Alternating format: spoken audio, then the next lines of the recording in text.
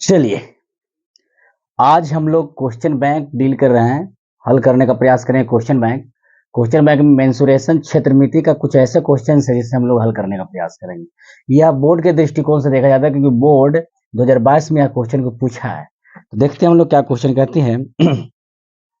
Question कह रहा है कि एक तार वृत्त के रूप में है। एक जो तार है वो वृत्त के रूप में है, जिसकी त्रिज्या 84 सेंटीमीटर है।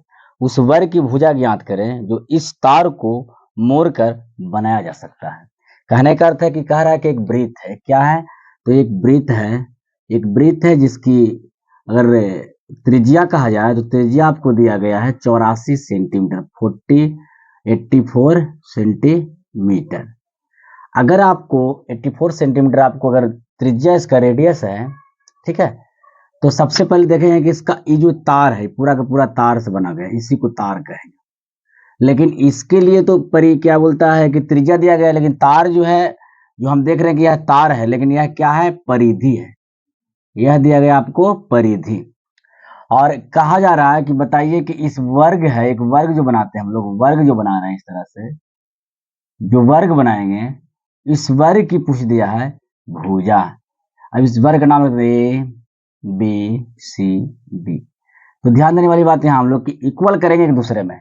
ऐसे में देखें कि इसका जो परिधि है, इसका परिधि होगा 2 पाई आर, और इसकी परिधि हो जाएगा 4 भुजा स्क्वायर, 4 गुना भुजा, क्योंकि इसमें भुजाएं जितनी हैं यही उनकी परिधि हो जाएगी।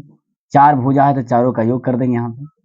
अब यहाँ पे हम लोग देखेंगे कि निकालना किससे है? निकालना हमें भुजा को। किसके निकालना है? भुजा को। जब भुजा को निकालेंगे तो लिख देंगे यहाँ पे क्या कि वर्ग का परिधि इजकल टू वृत्त का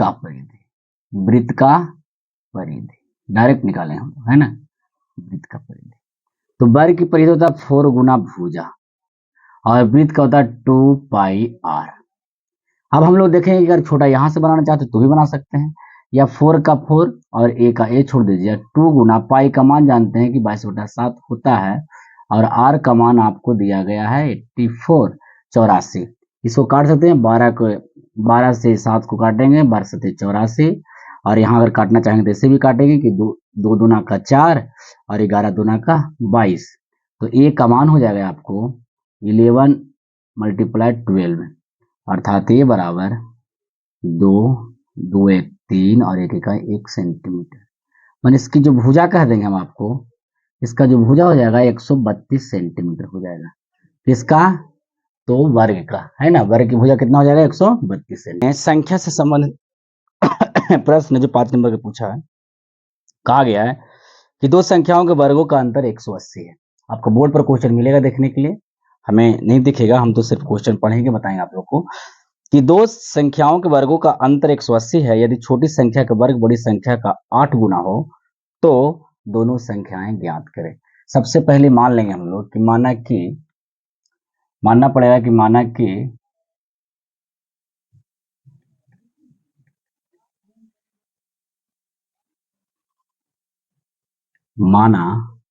कि बड़ी संख्या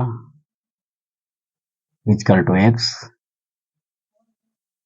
छोटी संख्या इक्वल टू वाई, है ना? इसमें कहा क्या गया है, फिर से पढ़ते हैं क्वेश्चन को हम लोग कि दो संख्याओं के वर्गों का अंतर 180। वर्गों का अंतर मतलब घटा होता है, वर्गों का। प्रश्न से चलेंगे हम लोग यहाँ से। प्रश्न क्या कह रही है? कह रहा है कि दो संख्याओं का वर्गों का अंतर, माने एक्स का भी स्क्वायर और वाई का स्क्वायर का अंतर 180 दिया गया। ठीक, चलिए इसके बाद में कहा गया है दूसरा बार कि छोटी संख्या का वर्ग बड़ी संख्या का 8 गुना है। जो छोटी संख्या का जो वर्ग है वो बड़ी संख्या कितना है? 8 गुना है। छोटी संख्या का जो वर्ग है, अगर छोटी संख्या वाई का वर्ग है तो हो जाता है 8 गुना हो जाता है। कितना होता है? 8 गुना। अब यहाँ से हम लोग हल करेंगे, क्या हल करेंगे क्वेश्चन को। ये समीकरण बन गया। अब देखिए तो देख सकते हैं कि बाई का मान अगर हम समीकरण 1 में रख दें, सिंपल सी बाई स्क्वायर का मान किस समीकरण 1 में बाई का मान रखने पर क्या करें हम लोग, डायरेक्ट y का मान समीकरण 1 में डाल सकते हैं, तो गुणनखंड रूप में आप बना सकते हैं आगे जाके कि x का स्क्वायर माइनस y का स्क्वायर बराबर 180 है, नहीं 180 है, तो x का तो x स्क्वायर हो जाएगा, लेकिन y का मान आपको दिया गया है y का स्क्वायर का 8x बराबर 180। अब यहाँ x का स्क्वायर है माइनस 8x है, माइनस में है सॉरी प्लस में, बराबर किस पर आ जाएगा तो वो बन जाएगा माइनस, बराबर कुछ नहीं तो जीरो, यह एक द्विघात समीकरण हो गया है ना।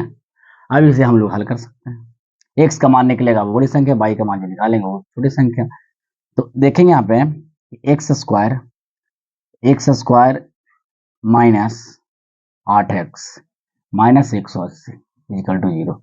कह रहा है गुणा करने से अगर 180 आती है वो एक ऐसी संख्या जिसे घटाने के बाद 8 आ जाए।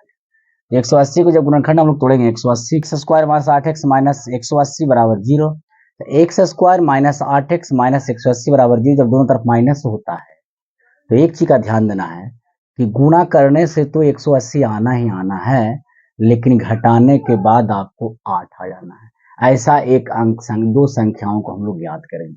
तो देखिए से पता चल रहा है यहाँ पे कि सर देखते हैं कि 18 है, 18 मल्टीप्लाई 10 कर दिया जाए तो 180 हो जाती है, और 18 में अगर माइनस कर दिया जाए 10 तो हो जाएगा आपको 8 हो जाएगा, है ना। तो यहाँ देखेंगे, यहाँ करेंगे क्या हम लोग, क्योंकि माइनस में है, यहाँ देखेंगे कि एक्स स्क्वायर माइनस 10 से सॉरी माइनस 18x अब प्लस 10x अब माइनस 180 इक्वल टू 0।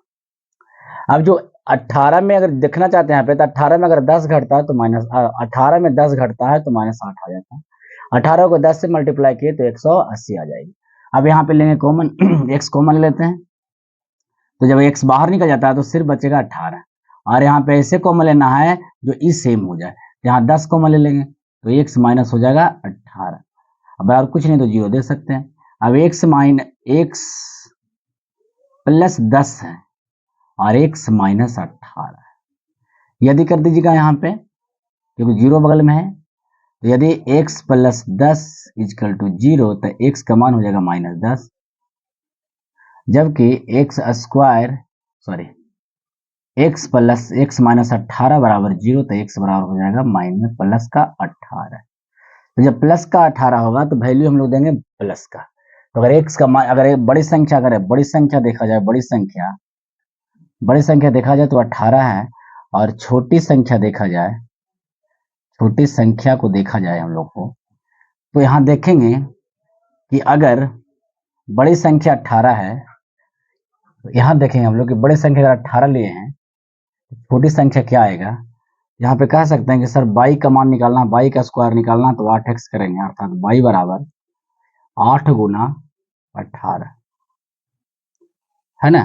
तो y का मान हो जाएगा आपको यहाँ पे ऐसे निकाल सकते हैं, यहाँ दिखा देते हैं क्यों निकालते हैं, वैसे निकालेंगे।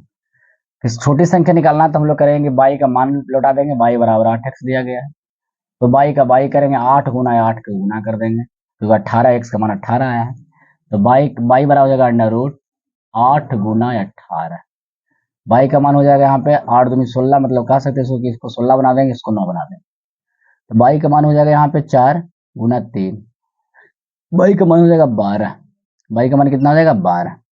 अब देखेंगे दोनों का हम लोग देखेंगे क्या कि y का मान 12 है और x का मान कितना है, तो सॉरी एक बड़ी संख्या क्या यहाँ हो गया 12, छोटी संख्या 12 हो गया और बड़ी संख्या क्या हो गया 18 हो गया। अब उसको जांच कर सकते हैं, चेक करेंगे कि भाई यह जो कथन मेरा है अनुसार है वो सही है या संख्याओं का योग आ जाए 180, लेकिन यहाँ पे देख लेते हैं कि सर छोटी संख्या जो है जो बड़ी संख्या का 8 गुना, छोटी संख्या का वर्ग जो है जो बड़ी संख्या कितना है 8 गुना है, तब y का मान रख के देख लीजिए, y का स्क्वायर बराबर 8x, y का मान 12 तो 12 कर देंगे वर्ग, 8 गुना कर देंगे कितना 18, 144 आ जाएगा, जबकि कितना आएगा 59 8 14, यह दूसरे में क्या है बराबर है, कह देगा तो इक्वल है ना, इक्वल बराबर है, तो इससे साफ पता चलता है हम लोग का कि मेरा दिया गया कथन सत्य है, ठीक है, क्योंकि ये इसका बराबर ही था जी, एक्स स्क्वायर बराबर 8x, मैंने इसका 8 गुना था, जब दोनों मल्टीप्लाई करते हैं तो दोनों इक्वल आ जाता है, इससे पता चलता है कि हमारा बनाई गई समीकरण सत्य है और सही है,